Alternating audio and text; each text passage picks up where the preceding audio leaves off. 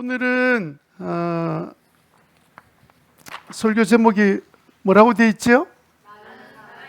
네, 나는 사랑의 사람입니다. 이렇게 이제 주제 자체가 난 아닌데 그렇게 생각하는 분도 계실 거예요. 그런데 하나님께서 우리 예수 믿을 때 이미 우리를 창조하실 때부터 하나님께서 사랑으로 우리를 창조하셨고, 예수님은 사랑으로 우리 대신 우리 죄를 모두 다 짊어지시고 대신 십자가에서 돌아가셨어요. 그리고 성령이 예수 믿을 때 성령이 우리 속에 들어오셔서 우리 안에 열매를 맺게 하실 때 첫 번째 열매가 뭐예요? 성령의 9가지 열매 중에 첫 번째 열매가 뭐예요? 네, 이야기 안 해도 잘 알죠? 오늘 설교 제목입니다. 사랑이야, 사랑. 그죠? 그래서 우리는 사실은 하나님에게 사랑을 몽땅 다 받은 사람이에요. 사랑을 많이 받은 사람은 사랑하게 되어 있습니다.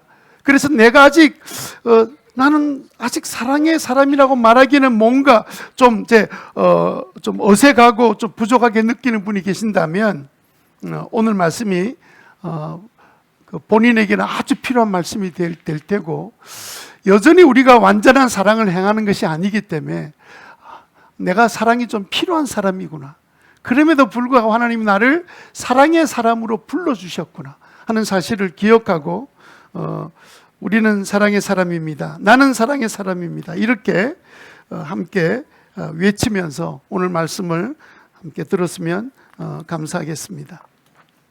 드디어 파리 올림픽이 이제 끝이 납니다. 그동안 올림픽 때문에, 그죠? 잠을 잘 못 주무시는 분도 계시지요? 저는 아주 잘 잤습니다만은, 처음 올림픽 갈 때 우리나라 성적이 얼마나 될까 하고는 슈퍼컴퓨터에다가 우리 모든 정보를 다 입력을 시키고, 우리나라는 몇이나 금메달을 몇 개나 받고 몇이나 될까, 이렇게 컴퓨터 속에다 정보를 넣었는데, 금메달 몇 개로 나왔냐면 5개로 나왔습니다. 그래서 우리 한국 선수단이 출발할 때 올해 목표는 금 5개다 이렇게 생각하고 출발했어요. 그리고 역대 가장 작은 선수단을 구성해서 보냈습니다. 그런데 막상 올림픽이 시작되니까 선수들이 열심히 파이팅을 해서 금메달, 어제 저녁까지 제가 이렇게 집계를 해보니까 금 13개를 받았더라고요. 그래, 모두 30개를 받았습니다. 그래서 전 세계 7위를 차지하는 그런 아주 대단한 성적을 냈습니다. 저는 너무 기뻐요. 왜냐하면 저는 대한민국 사람이거든. 여러분들 별로 안 기쁘죠, 그죠? 배가 아픈 거 아니세요, 혹시? 우리 한국 사람들은 다 기쁘죠. 생각하지 못했던 그런 놀라운 결과가 나왔으니까 너무 기쁜 일이죠. 세계 이 올림픽 대회 성적은요, 그 나라의 경제와도 관계가 있어요. 그 나라의 지적인 부분이나 문화나 모든 영역에 관계가 있는 일입니다. 사람들이 생각할 때는 올림픽은 올림픽이고 운동이니까 그러지만, 요즘은요, 과학이 따르지 않으면 절대로 운동 금메달 받을 수 없습니다. 철저하게 과학적인 데이터를 가지고 훈련시키고 그렇게 해서 이런 메달을 받는 거예요. 이번 그 메달 받은 것 중에 놀라운 것은 양궁이죠. 양궁이 그 금메달을 5개 금메달을 받았잖아요. 은메달, 동메달 15개 메달을 받았습니다. 이걸 뭐라 그러냐면요, 싹쓸이 했다 그러는 거예요.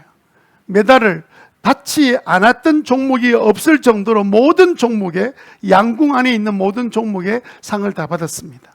여자 개인전, 여자 단체전, 혼성 단체전에 나갔던 임시연 선수는 금 3관왕이 된 거예요. 참, 이게요, 원래 양궁은 어느 나라에서 시작된 줄 아세요? 영국에서 시작되어서 프랑스에서 꽃이 피웠던 양궁을 가장 자랑스럽게 생각하는 나라가 프랑스였습니다. 그런데 우리나라가 확 쓸어버리는 바람에 프랑스 사람들이 아주 신경을 많이 쓰게 된 것 같아요. 근데 여러분, 놀랍게도 이번 양궁대회에 나와서 최고의 성적을 거두려고 결심하고 찾아온 나라가 있었는데, 그 나라 이름이 인도입니다. 인도는요, 전국에 그 나라에 있는 양궁 선수가 10,000명이래요. 그러니까 그동안 양궁 선수 수많은 시합들을 하면서 이번 올림픽은 우리나라다 하고 출전했다가 완전히 그냥 창피를 당하고 말았습니다. 기대에는 전혀 미치지 못하고 오히려 한국이 싹쓸이하는 바람에 어떤 분이 화가 나서 이렇게 말했답니다. 올림픽이 뭐냐?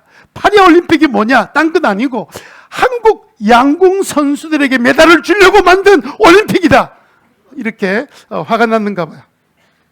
어떻게 해서 한국의 양궁에 그렇게 확 쓸어버리는 그런 일들이 일어났을까요? 운동선수들 그날 아침을 잘 먹었기 때문에 그랬을까요? 여러분, 한국 선수들이 최선을 다한 게 맞습니다. 그런데 여러분, 다른 나라와 다른 점이 뭐냐면 훈련 방식이 달라요. 훈련 방식이 전혀 다릅니다. 한국 사람만 갖고 있는 개발된 훈련 방식이 있고요. 그 다음에 또 한 가지는 선수를 뽑는 방식이 아주 특별했습니다. 보통은 선수를 뽑을 때는요, 이제까지 성적, 세계 대회에 나가서 메달을 얼마나 받았느냐를 가지고 보통 선수를 뽑는 것이 관례인데, 양궁에서는요 절대로 그런 법이 없습니다. 바로 직전까지 금메달을 가지고 왔다 할지라도, 아무리 세계 랭킹 1위가 된다 할지라도 상관없이 이 선수의 대상이 되도록 뽑을 때는요, 국대를 뽑을 때는 어떻게 뽑았냐면 3번의 선발전을 해서 가장 높은 사람들만 뽑았습니다. 그러니까 뭐만 체크를 했다고요? 현재 성적만 본 거예요. 지난달 어제까지 받은 성적 아무 상관없이 오늘 선발전에 점수가 나오지 않으면 그가 어떤 사람이든 어떤 메달을 갖고 있는 사람이든 상관없이 뽑지 않았기 때문에 선수들이 어떻게 생각하냐면요, 예? 올림픽 출전한 것보다 더 힘든 것은 바로 선발전에 그 선수로 등록되는 것이 더 힘들대요. 그만큼 아주 공정하게 실력으로 선수를 뽑았고요. 그리고 특별한 훈련 방법으로 뽑았는데, 그 중에 한 가지 예를 좀 들어드리는 게 여러분들한테는 좀 도움이 되리라고 생각합니다. 여러분, 현대자동차 정의선 회장이 양궁 협회장이잖아요.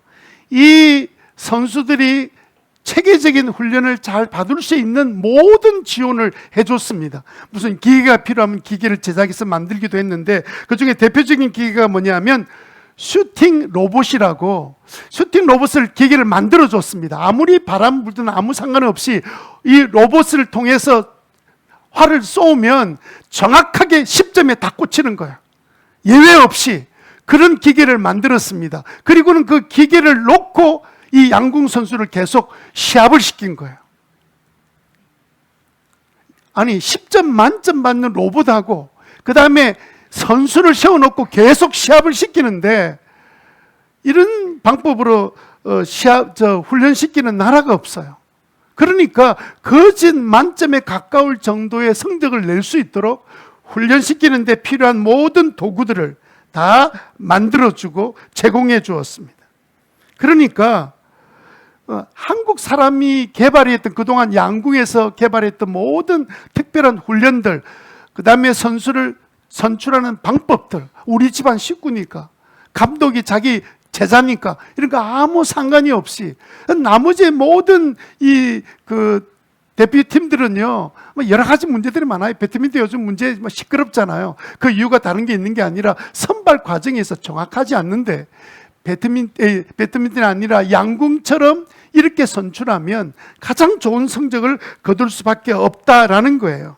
그러니까 어떤 나라도 우리나라 양궁을 겨누어서 이기려고 한다면 이 두 가지 문제를 해결해야 되는데, 한국 선수들이 하는 특별한 이 훈련 방법, 그리고 선출한 이 방식을 그대로 잘 받아들인다 하더라도 따라가기는 쉽지 않은 일이에요. 왜냐하면 이들은 다른 나라와 다른 차별성에 모든 포커스를 맞춰서 훈련을 시켰기 때문에 그렇습니다. 차별성, 대단한 일이죠. 우리나라가 다른 나라와 다른 점은 차별성으로 이겼다는 거예요. 우리 신자의 삶도 똑같습니다. 우리의 신자의 삶이 뭡니까? 세상과 다른 영적인 삶을 사는 것이 신자들의 삶이잖아요. 그래서 우리는요, 세상 사람들이 세상의 방식과 세상의 정신을 가지고 살아가는 동안에 우리는요, 예수 믿을 때 우리 안에 들어오셨던 그 성령의 우리의 삶을 지배하는 영적인 삶을 사는 사람들이에요. 영적인 삶을 사니까 세상의 정신과 방법은 아무 상관이 없이 아주 독특한 차별성을 가지고 우리가 이 땅에 살기 때문에 이 세상이 이 성도들을 감당할 수 있는 길이 없어요.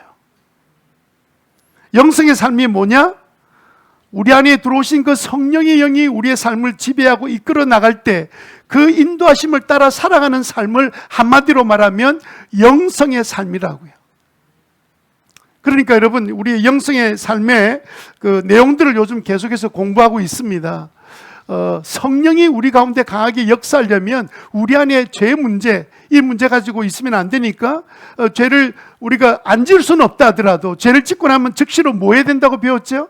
우리를 회개해야 되죠. 나는 회개의 사람이다. 시작. 네. 오늘 본문에 보니까 영성의 대표적인 세 가지 성격에 대해서 설명하고 있죠.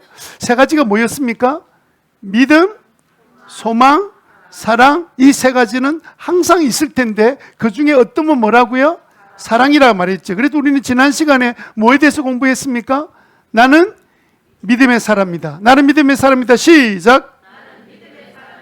네, 우리는 세상 사람들처럼 눈에 보이는 거에 살지 않지요. 우리는 보이지 않는 하나님을 바라보며 이 땅을 살기 때문에 삶의 방식이 달라요.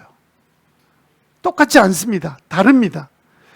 우리의 삶은 영적인 삶이기 때문에 믿음의 삶을 우리가 살기로 마음에 결정하고 또 보이지 않는 그 하나님의 약속의 말씀을 붙들고 나갈 때마다 우리의 삶의 태도나 자세나 모든 영역의 변화가 일어날 수밖에 없는 거죠. 소망의 사람, 이것은 이제 사랑이 끝나고 나면 좀 순서를 바꿔서 다루려고 생각하고 있습니다. 나는 소망의 사람입니다. 시작. 나는 소망의 사람입니다. 그러면 오늘은 그 영성의 성격 중에 하나인 사랑에 대한 이야기를 같이 나눌 거예요. 나는 사랑으로 살아야 합니다. 왜냐하면 하나님이 나를 사랑의 사람으로 만들어 주신 거예요. 태어날 때부터 하나님의 사랑으로 우리를 창조해 주셨어요. 예수 믿는 순간부터 우리를 예수 믿게 하시려고 예수님이 자기 생명을 십자가에서 희생하시면서 우리를 사랑해 주셨기 때문에 그 사랑으로, 예수님의 사랑으로 우리가 구원받았습니다. 딱 구원받자마자 하나님은 우리에게 무엇을 선물로 우리에게 주셨어요? 성령을 선물로 주셨죠. 성령이 우리 속에 들어오셔서 하시는 첫 번째 열매 중에 하나가 사랑입니다. 그러니까 우리가 쉽게 말하면 성도는 사랑으로 사는 사람인데 내게 사랑이 없다, 이러면 굉장히 좀 아주 문제는 단순한 일입니다만은 근원적으로 아주 문제가 발생되어 있는 상태에 있는 거예요. 뭐가 좀 잘못되어 있는 겁니다. 내게 사랑이 없다? 그럼 나는 하나님의 자녀인가? 나는 예수 믿는 사람인가? 나는 성령의 사람인가? 라고 물으셔야 돼요. 왜냐하면 내가 사랑을 노력해서 내가 사랑의 사람 된 게 아니라 처음부터 하나님 나를 사랑의 사람으로 만들어 주셨고 예수님이 나를 위해서 생명을 다해 사랑해 주셨고 또 오신 성령님이 맺게 하시는 열매, 첫 번째 열매가 사랑이기 때문에 그래요. 그러니까 우리 신자가 사랑이 가면 갈수록 자라지 않는다 그러면 그것은 뭔가 근원적인 문제, 자신의 문제가 무엇인지를 찾는데 어려운 게 아니에요. 나는 진짜 하나님 믿고 있어? 나는 예수님 정말 마음이 영접한 거야?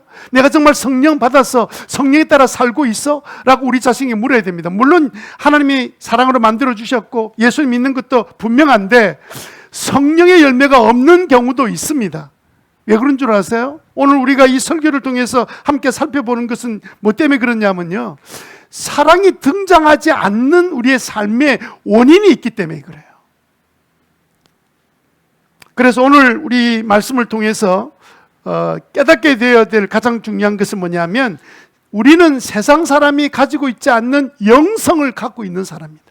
그 삶을 살아내는 삶이고 아주 독특하고 축복된 인생을 살도록 되어 있다 하는 사실을 여러분들이 확실히 믿으시고 이 시간도 성령께서 우리의 마음을 닫지만 않으면 성령은 늘 우리 가운데 충만히 역사하셔서 우리를 날마다 새롭게 만들어주시는 분이심을 믿으시기를 주님의 이름으로 축원합니다.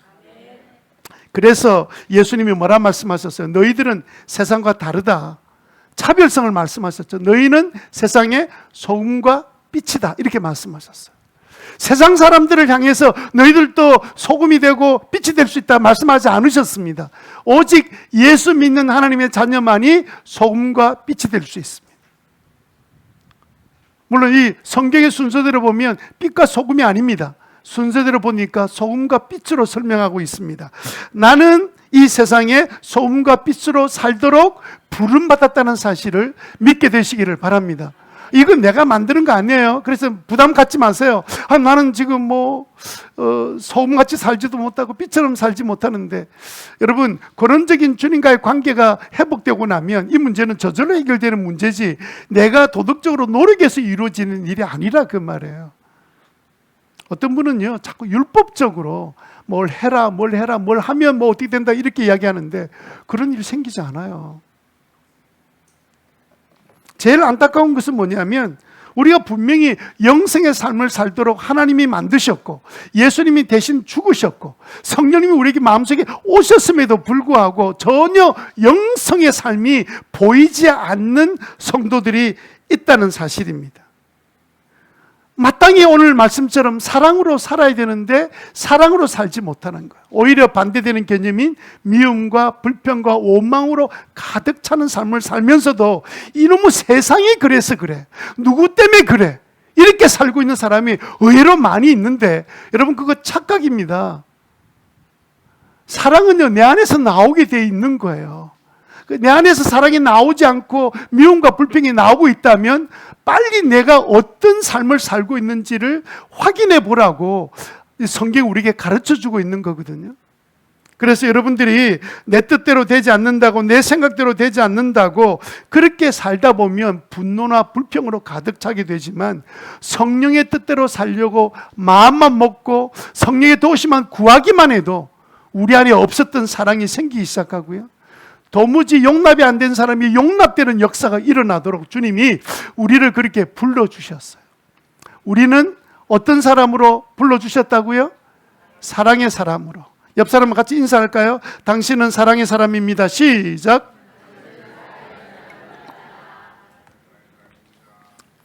물론 저도 늘 항상 성령의 충만에 사는 게 아닙니다.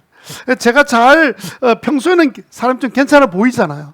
근데 꼭 어떨 때는요, 급하게 운전할 때 되면 꼭 제 속에 있는 뭔가 드러나는 것 같아요. 운전하고 막 일 가는데 급한 일로 막 하게 되면 제가 빨리 가야 될 길 가는데 누가 갑자기 불쑥 들어온다든지 아니면 제가 급하게 막 들어가려고 차선을 딱 바꾸고 이런 경우가 생기면 물론 신호도 넣고 바꾸지 그냥 바꾸겠습니까? 근데 넣고 바로 들어오면 뒤에서 빵빵하는 소리 들리잖아요. 그죠? 빵빵한 소리 들리는 순간에 제 마음속에 딱 드는 생각이 뭐냐면, 만약 저 빵빵거리는 저 사람이 내가 신호교회 교인이라는 사실을 알면 뭐라고 생각할까? 이런 생각이 드는 거예요. 고백이 끝나면 다행인데 나중에 알고 보니까 목사더라. 그 생각하면 그냥 실망할 텐데 이 생각이 들어서 제가 운전을 좀 조심하려고 많이 노력하고, 이거 내가 아직도 내 안에 이 영성이 아직도 부족하구나 이 사실을 깨닫게 돼요. 제일 끔찍한 생각은 뭐냐면요, 그러다가 서로 격해가지고 문을 열고 나왔습니다. 그래가지고 당신 왜 그랬어? 이렇게 따지고 있는데 나중에 알고 보니까 상대방은 장로고 저는 목사예요. 그걸 나중에 드러나는 순간에 얼마나 망신살이 되고 서로 얼굴이 붉어져가지고 민망하겠습니까?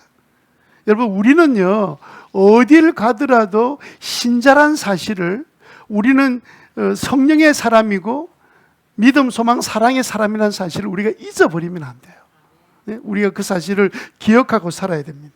신자는 이 땅에서 사랑으로 살도록 우리를 만들어 주셨어요. 우리 보고 사랑하라고 막 억지로 이렇게 말씀하는 것처럼 보이지만, 여러분, 예수님이요, 너희들 서로 사랑하라고 말할 때 이면에 두 가지가 먼저 있었습니다. 한 가지는요, 내가 너희를 사랑한 것 같이라고 말씀하셨어요. 예수님은요, 누구도 사랑할 수 없는 사람, 자기의 목숨, 생명, 아픔, 모든 배신까지 당하시면서까지도 주님 우리를 사랑해 주셨어요. 본인이 사랑하셨기 때문에 너도 받은 사랑으로 나를 사랑하고 서로 사랑하라고 말씀하신 거예요. 그리고 두 번째 이유는요, 하나님 당신 자체의 모든 성품 자체가 사랑이에요.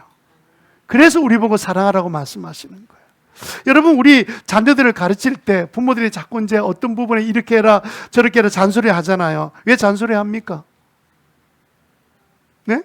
적어도 너는 내 자녀니까 나처럼 너 살아야 되는 거야 라는 간절한 바람이 있기 때문에 그게 이제 좀 잘못하면 이제 야단이 되기도 하고 책망이 되기도 하지만 끊임없이 너도 할 수 있어 라고 사랑하라고 자꾸 권면을 하고 순종을 요구할 때가 많이 있는 거죠.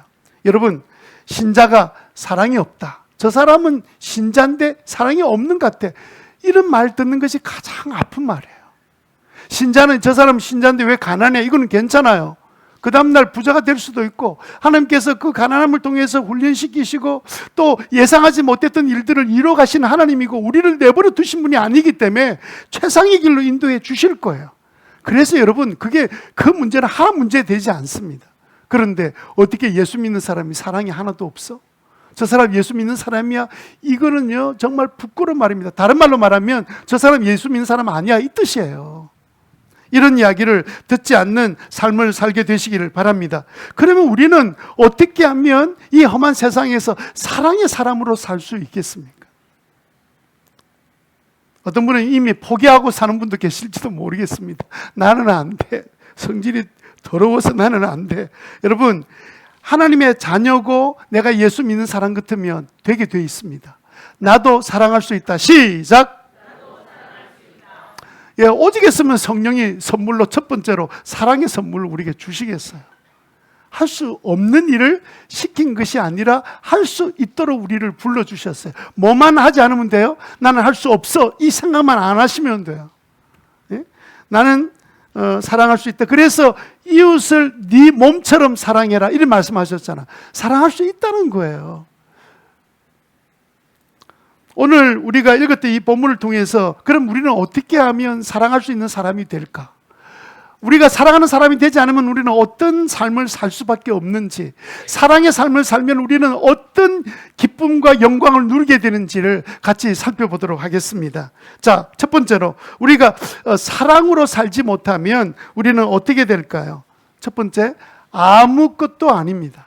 뭐도 아니라고요? 아무것도 아니라고요. 영어로 보면 nothing 이렇게 돼 있어요. 아무것도 아니라는 거예요. 아무것도 아니. 여러분, 그 먼지도요, 먼지의 흔적은 남아 있습니다. 그런데 여기 있는 예수 믿는 사람의 사랑이 없으면 그거는 아무 흔적도 없다는 거예요. 먼지도 흔적이 있는데 우리는 흔적도 없는 인생이 된다는 거예요.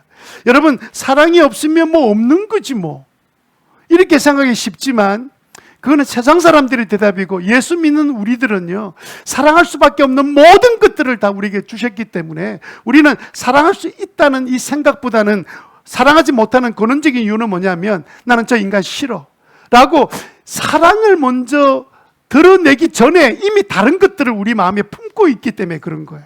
이미 우리에겐 사랑이 와 있어요.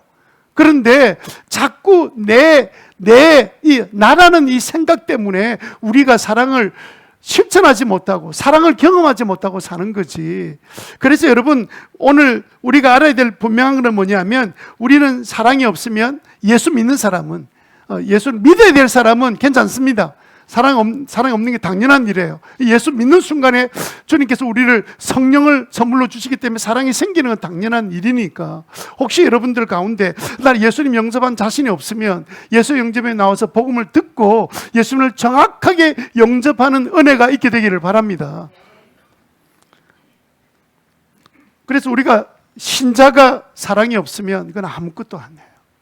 그러면 왜 사랑으로 살지 못하면 아무것도 아닐까요?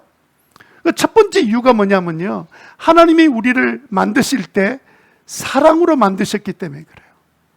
처음부터 만들 때 그렇게 만드셨어요.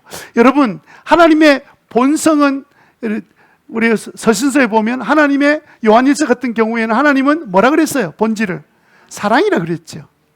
근데 그 하나님이 천지를 창조할 때 창세기에 뭐라 그랬습니까? 우리와 닮은 사람을 만들자 그랬죠. 그때 닮은 사람을 만들 때, 제가 들어오기 전에 닮은 사람을 만들었다는 말은 하나님의 성품 그대로 만들었다는 거예요. 하나님의 성품을 따라 만들었다는 거예요. 그러면 우리 속에 뭐가 있는 게 정상적이에요? 사랑이 정상적이죠. 근데 뭐 때문에 빼앗겼어요? 죄가 들어오는 순간부터 사랑의 미움으로 바뀐 거예요. 하나님을 하나님으로 인정하지 않고 내가 하나님 노릇하는 순간부터 우리 안에 없어야 될 그 미움과 분노와 불평이 찾아 들어오게 된 거지. 원래 하나님이 우리를 만들 때 창세기 말씀처럼 원래 성품이 하나님이 사랑인데 사랑으로 우리를 만들어 주셨다고요. 그래서 아담이 처음 하와를 볼 때 뭐라 그랬습니까? 저 여자는 내 몸과 하나다 그랬죠. 내 뼈요 내 살이라 그랬잖아요. 뭐 집에 가서 다른 이야기 하고 싶어서 그러는 거예요. 왜 대답을 안 해요? 우리를 그렇게 만드셨어요. 여러분 믿으시기 바랍니다. 그래서 우리가 죄를 딱 회개하는 순간에 여러분 마음속에 생기는 감정 중에 하나가 이제는 내가 사랑할 수 있을 것 같아. 난 사랑해야지. 내가 저 사람 사랑할 거야. 이런 마음을 주시는데 아직까지 내가 이게 시작을 안 하고 훈련이 안 되놓으니까 이 사랑이 잘 나타나지 않는 거지. 이미 마음속에는 사랑의 회복이 시작된 거예요. 그러니까 여러분 사랑할 수 있습니다. 자꾸 이상하게 생각하지 마세요. 이런 뭐 세상에서는 못해요. 아닙니다. 여러분 어두움 속에 들어가면 촛불도 환하게 보여요. 어두운 이 세상에 우리가 삽니다. 우리는 조그만 사랑만 있어도 확 드러날 수 있는 삶을 살 수 있는 거예요. 한번 따라합시다. 나는 사랑할 수 있다. 누구 때문에? 하나님 때문에. 하나님 우리를 그렇게 만드셨어요. 예수는 우리를 사랑으로 정말 우리를 구원해 주셨어요. 성령이 우리 안에 와 계세요. 그러니까 우리는 사랑할 수밖에 없는 이 사실을 부정하지 마세요. 사단은 뭐 하는 줄 압니까? 너 옛날에 그렇게 안 살았잖아. 너 맨날 하는 게 화내고 뭐 짜증내고 분노하고 그렇게 살았잖아. 살던 대로 살아. 그게 사단이 하는 말이에요. 우리는 그렇게 살면 안 돼요. 우리는 새롭게 살도록 하나님께서 우리를 만들어 주셨다는 이 사실을 확실히 믿게 되시기를 주님 이름으로 축원합니다. 자, 그러면 우리가 사랑이 없으면 어떻게 될까요? 아무런 의미가 없습니다. 한번 13장 1절 한번 볼래요? 고린도전서 13장 1절 마지막 13절 시작할 때 이렇게 시작했습니다. 내가 사람의 방언과 천사의 방언으로 말을 할지라도 사랑이 없으면 울리는 징이나 요란한 꽹가리가 될 뿐입니다. 이렇게 돼 있죠. 그럼 뭐 이게 버뜩 마음에 와닿질 않아요. 사랑이 없으면 뭐 징, 꽹가리 뭐 할만하잖아. 징 소리도 괜찮고 그 다음에 꽹가리 소리도 괜찮잖아. 이렇게 생각할 가능성이 많은데 놀랍게도 메시지 번역에는 재미있게 이렇게 번역을 해놨습니다. 유진 피터슨이 이렇게 번역했습니다. 이 성경 본문을 같이 한번 읽어볼까요? 시작!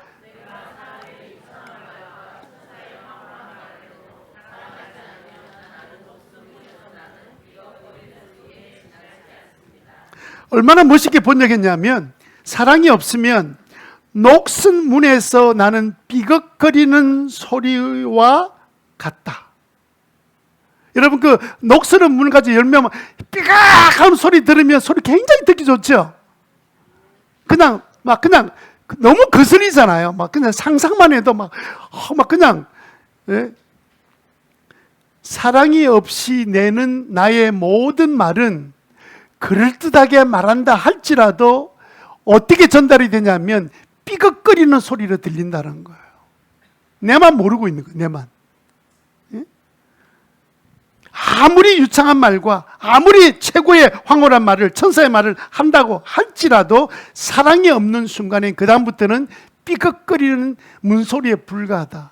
아무것도 아니라는 거예요. 오히려 아무것도 아닌 것 자체가 아니라 거슬리는 소리로 들린다는 거예요.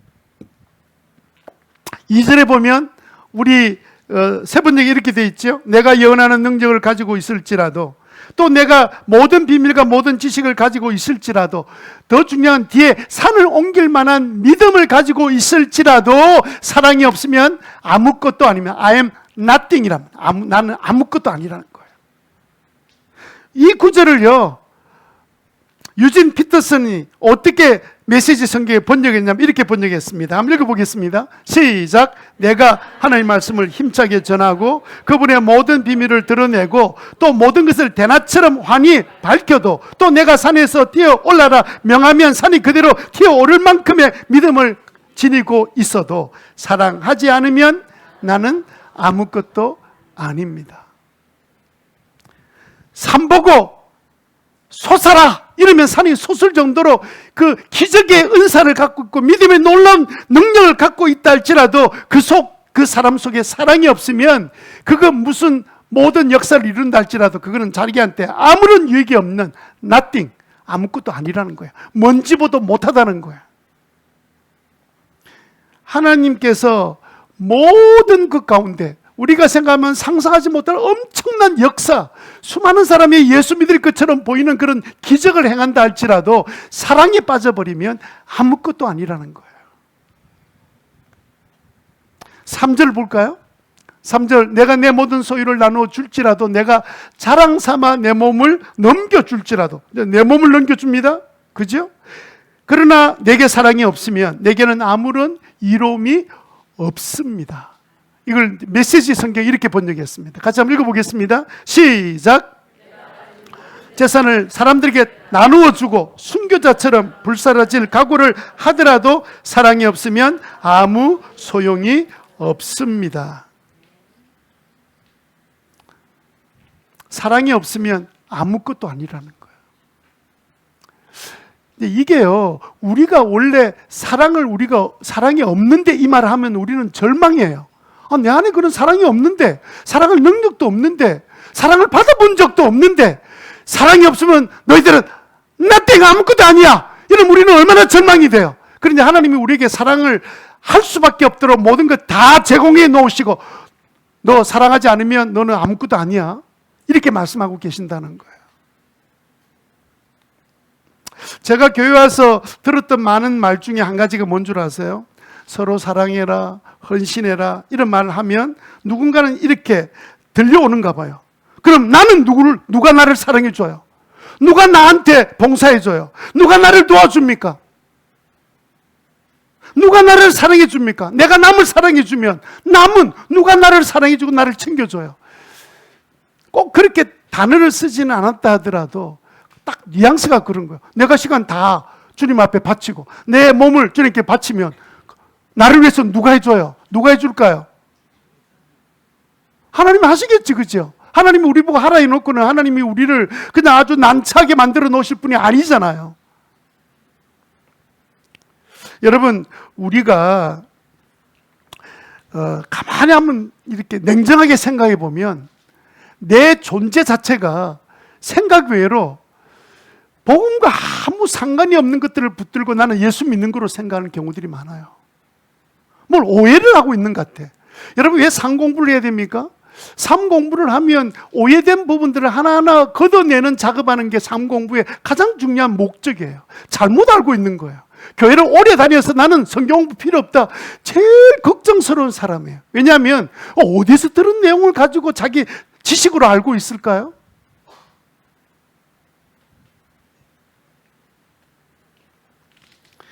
여러분, 이거는요, 남 이야기가 아니고 사실은 이게 제 이야기예요. 사실은 이렇게 설교하면서도 저한테 제일 부담스러운 게 뭐냐면 사랑에 대한 이야기하는 겁니다. 목사님은 그러면 집에서 아내를 목사님 몸처럼 그렇게 사랑하고 뭐 이렇게 하십니까? 이러면 전 대답할 말이 없어요. 그걸 100% 나는 그렇게 한다, 그렇게 할 수가 없어요.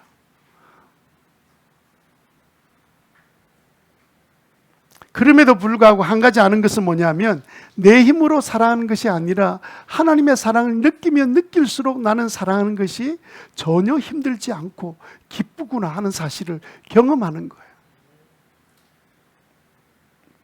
하나님께서 이렇게 말씀하세요.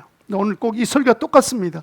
제가 교회 문제로 막 힘들었을 때 그때 주변에 있는 목사님들이 참 너 힘들지 이렇게 위로해 주신 분이 있지만 많은 사람들은 상황도 잘 모르는 상태에서 계속 비난하는 분들이 계세요. 근데 세월이 지났습니다. 이제는 하나님께서 나한테 그들을 사랑하라고 자꾸 이제 이렇게 말씀하세요. 그냥 교회, 우리 지역 안에도 제가 시찰장이잖아요. 아니, 어려운 목회자가 있어서 이제 밥을 사줘야 되고, 챙겨줘야 될 그런 분도 계세요. 한편 생각할 때는 내가 왜 그래야 되지? 내가 정말 힘들고 어려울 때는 아무 소리도 안 하고 오히려 뒤에서 욕이나고 비난하던 사람들이 이제 어렵다고 내가 왜 도와줘야 돼? 이럴 때 주님이 뭐라고 말씀하시냐면 너 지금 그 사람이 필요할 때 도와주지 않으면 너는 아무것도 아니야. 너 아무것도 아니야.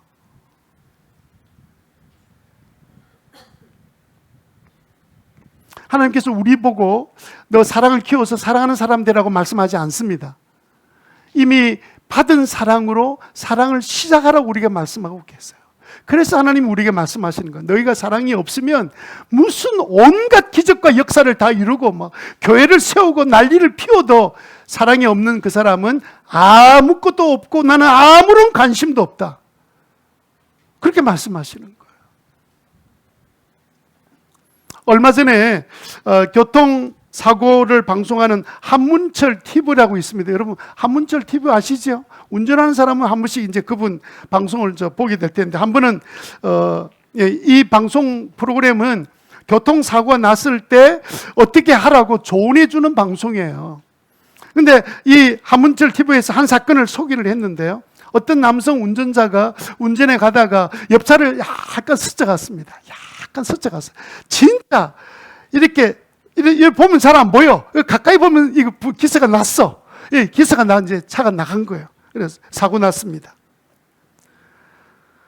그래서 이제 뭐 그 상대방 차에서 내린 거 보니까 엄마하고 두 딸, 이제 나이가 좀 찬 두 딸이 이제 타고 있었는데, 뭐 할 수 없잖아요. 내 차 같으면 어떻게 합니까? 요즘 좋은 뭐 파는 제품들이 있더라고요. 사가지고 막 문질러가지고 막 이래 하면 자국이 지워버리거든요. 그렇게 할 텐데, 뭐 요즘 그렇게 하는 사람이 얼마나 되는지 모르겠습니다. 근데 이 딱 내린 거 보고는, 서로 보험회사에 연락하고 서로 전화번호 주고받은 거예요. 근데 딸 전화번호를 받았습니다. 나누고 이제 헤어지고 피해 차량은 이제 정비소 가서 고치는 거라고 이제 다 보험 처리하기로 결정이 났습니다. 그날 사고 난 날이 금요일인데 월요일 아침에 이 세 사람이 한방병원에 입원했다고 통보가 온 거예요. 아마 그 아주 살짝 스칠 때 목이 탁 나갔는가 봐요. 그래가지고 세 분 다 이제 병원에 가서 이제 막, 그것도 일주일 동안. 이 운전 이제 물론 가해 차량이긴 하지만 사고를 낸 사람 입장에 생각할 때는 너무 괘씸한 거예요. 아니, 분명히 살짝 스쳐갔는데 약간 기스가 났는데 그 병원에 들어 누웠는데, 이건 또 전재근 장로님이라고 아시죠? 내가 지난번에 이런 사건을 물어보니까 할 수 없대요. 그래 병원 누우면 그냥 가서 뭐 누운 대로 처리를 다 해줘야 된대요. 병원에다 들어 누워버린 거예요. 금요일날 사고 났는데 월요일날 몽땅 입원해서 6일 동안 치료를 받는데 아무리 생각해도 화가 나더라는 거예요. 사람이 어떻게 이럴 수가 있나? 너무 불행. 약간 그러다가 말았는데 어떻게 그럴 수가 있나? 저도 그런 비슷한 일을 한번 당한 적이 있었거든요. 야, 제가 깜짝 놀랐습니다.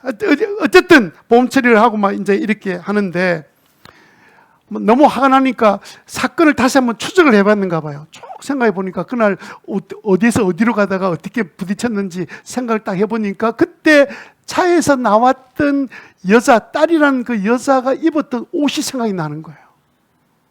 왜 옷이 생각났냐면, 그 옷에 뭐라고 이 글자가 인쇄되어 있었냐면, 아무개 교회 수련회 이렇게 적혀 있는 거예요. 아무개 교회 수련회, 신호교 아닙니다. 아무개 교회 수련회 날짜 이렇게 찍힌 것이 딱 생각이 난 거예요. 근데 그 딸의 전화번호를 내가 받았잖아요. 그래서 이제 카톡을 열고, 카톡에 이제 들어가서 이제 오픈하게 되면, 카톡에 보면 요 이제 사진이 나오잖아요. 그죠? 프로필이 나오는 거 아시죠? 프로필이 나와서 이제 그 안에 딱 들어갔습니다. 딱 들어갔더니 그 사진 안에 최근에 사진이 뭐였냐면, 교회 수련회 가가지고 그 다음에 뛰고 놀고 그 다음에 제트 보트를 타고 막 신나게 그냥 제트 보트 아시죠? 모릅니까? 보트인데 그냥 빠른 속도로 막 달리는 보트가 있습니다. 탔는데 그 탄 사진까지 그 딸의 사진까지 해가지고 막 수련했던 사진이 막 이렇게 나와 있는 거예요. 그러니까 금요일 날 사고 나고 토요일 날 수련회 가고 주일까지 수련하고 돌아와서 월요일부터 아프다 하고 이제 들어 누운 거예요. 아마 제트포트 탄 것 때문에 아픈 게 아닌가 모르겠습니다. 우리 업계에서는 이걸 뭐라 그럽니까? 주일 성수하고 병원에 입원한 거예요. 이 사실을 가해 차량 운전자가 보고는 재판 소송을 했습니다. 여러분 요즘 조심하셔야 됩니다. 옛날하고 다릅니다. 그래가지고 그 사진이 그 근거가 있으니까. 그래서 채무부 존재 소송이라고 있습니다. 피해를 그렇게 준 적이 없는데 피해를 받았다고 합의금을 달라, 뭐 일당을 달라 이러면 치료 필요하다라고 하고 치료받는 경우에는 재판하도록 돼 있는데 재판을 걸어서 이 일종의 가해자죠. 사실은 차량 가해자가 승소한 거예요. 승소해서 가해자가 이겼습니다. 이번한 것은 말도 안 되는 일이다라고 판결을 내려준 거예요. 그랬더니 보험회사에서 보험 사기죄로 형사 고발을 한 거예요. 어떻게 이렇게 없는 일을 있는 것처럼 해가지고 이거는 보험 사기를 쳤느냐. 이게 이 재판이 안 됐으면 이렇게 가지 않는데 보통 보험회사 그런 거 하지 않거든요. 그런데 이 결정이 딱 나와 있으니까 이것 가지고 형사 고발을 한 겁니다. 그런데 창피한 거는 뭐냐면 이 방송이 그대로 모든 사람에게 보여줬다는 거예요. 신자가 금요일날 사고 나서 토요일날, 일요일날 가서는 실컷 제트보트 타고 놀다가 월요일날 와서는 아이고 하고는 일주일 동안 들어 누웠다는 거예요. 그 수련회 가서 분명히 뭐 은혜 받으려고 기도하고 찬송 부르고 난리를 안 피웠겠습니까? 그리고 병원 가서는 의사 간호사한테 뭐라고 입원했겠습니까? 솔직히 이야기 되겠지, 그죠? 솔직히 이야기 안 하잖아요.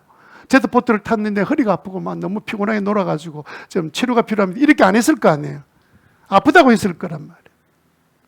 그러니까 신자가 뭐가 된 거예요? 그 방송에 나가는 바람에 고개를 들 수 없게 만들어버린 거예요.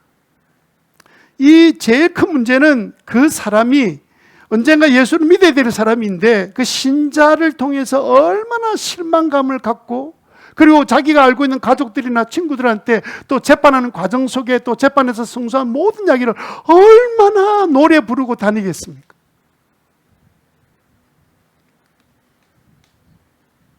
이거는 또 막 그냥 우리가 사는 동안에 그럴 수 있습니다. 우리가 죄인이기 때문에 얼마든지 그럴 수 있다고 생각해요. 그런데 더 큰 문제는 뭡니까? 하나님이 어떻게 보시나는 거예요. 너 수련회 와서 찬양 부르고 기도하고 뭐 은혜 받고 난리를 피우고는 정작 네가 삶 속에 들어가 가지고는 너는 도대체 무슨 일을 하고 있냐? 이게 남의 이야기인데 우리는 현실 가운데 이런 사건이 언제든지 일어날 수 있는 사건들이에요. 그러나 우리는 사소한 일로 부부간에 싸울 때 뭐 그냥 다시는 안 살 것처럼 싸우기도 하잖아요. 이게 그냥 적당히 속이는 게 문제가 아니고요.